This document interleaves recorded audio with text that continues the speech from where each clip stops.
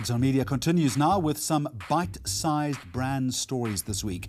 ANZ Bank in Australia, a proud partner of the annual Sydney Gay and Lesbian Mardi Gras. To celebrate this union, the bank turned its ATMs into gay-TMs to show their support for diversity by turning the mundane task of drawing cash into an experience.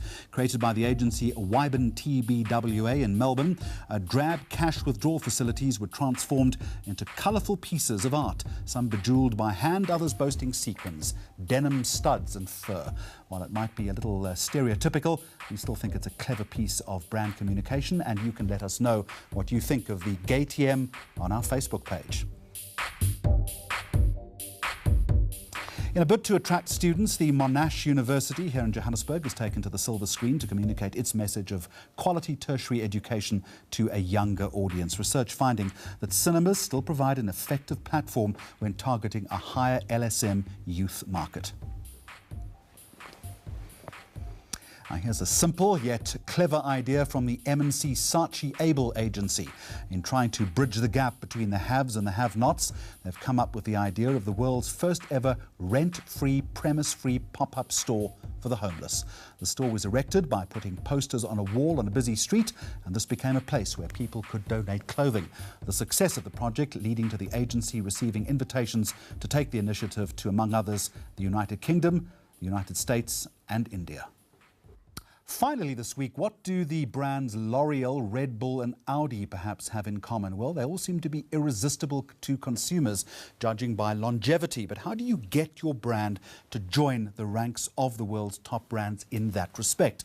Well, here to answer the question are the two founding directors of Needscope International, Michael Cook and Roz Calder. Welcome. Thank you very much for joining us. Roz, let me start with you. What do you mean by an irresistible brand? Right, well, being irresistible is really what every marketer wants their brand to be.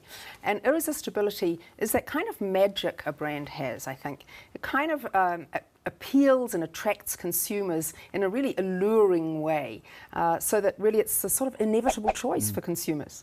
Do you achieve this by doing something, or just is it something that you develop organically? It just becomes an inherent part, Michael, of the DNA of the brand? Well, it has to be planned. It has to go into brand management plans. It's just not random. Perhaps 20 years ago it may have been a little random, but today with sophisticated marketing techniques is a very planned process, and what we've done is help brand marketers diagnose exactly the process they need to go through to make their brand irresistible. So you've got to make the choice, I want to be an irresistible brand, so enter this concept called Needscope. How do you engage with marketers, and what do you do for them to ensure that the brand does become irresistible? Well, first of all, it's about marketers, I guess, recognising that they can't be irresistible to everybody, because if they do that, they'll end up being really irresistible to no one. So the first thing they have to do, and that we help them with, is finding which consumers and which needs, if you like, they can really satisfy perfectly to become irresistible. So first it's about doing that, and then looking at how well they're doing that at the moment, and what they need to dial up, dial down, and every element of their brand management, how that needs to be done to really achieve that. And what type of needs are we actually talking about? Well, we're talking about whole layers of need of what we call the consumer brand relationship. Not only those functional, tangible needs that the product will satisfy, but also our social identity needs. We use brands today to help identify with our particular place in society and who we are and what we are, but also our emotive needs. When we consume something, whether it be food or a beverage or put makeup on or whatever, we're wanting to feel something emotively. So the brand has to have a purpose beyond the tangible, an emotive promise, if you like, and that's what we're trying to carve out. What are the veins of emotive promises that are right for that particular brand? Roz Calder said it has to have a purpose, I accept that, but you also interestingly talk about the brand achieving or establishing the right cadence. A brand uses symbolism a bit like we all use body language, really, to communicate at that more intuitive So the shape level. of the Coke bottle, for instance. The shape of the bottle, you look at the colours used in a brand logo, the packaging, etc. And of course in communications, all those covert messages that a brand is sending out that, as Michael says, really link into those deep driving emotive needs. And some brands, irresistible brands, do this really, really well. In conclusion, Michael, I'm assuming that a brand can stop at any point being irresistible. Something might happen which stops it from having that kind of dialogue that you've both been talking about with the consumer. How do you prevent that from happening? In other words, to make the brand sustainably irresistible? Yeah, well, one of the key dimensions of irresistibility we found was what we called momentum. A brand has to maintain momentum, if you like, vitality in the brand.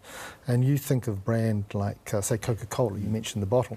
You know, that's been around for over 100 years. But Coke is still the number one. The product hasn't really changed in 100 years, but they have managed to maintain their vitality through contemporization of the same positioning over and over the years, etc. So a brand has to do that, and there are many other different routes to doing it. Concept is called Needscope. To both of you, thank you very much for joining us. Michael, Cook and Roz Calder, a pleasure talking to you. You can mail us, by the way, or tweet us or Facebook us with your comments on our stories. Next week, you can look forward to our sit-down interview with well-known ad man Matthew Bull, who is heading up his own agency in the very competitive United States market. As always, thank you for watching, and goodbye to you.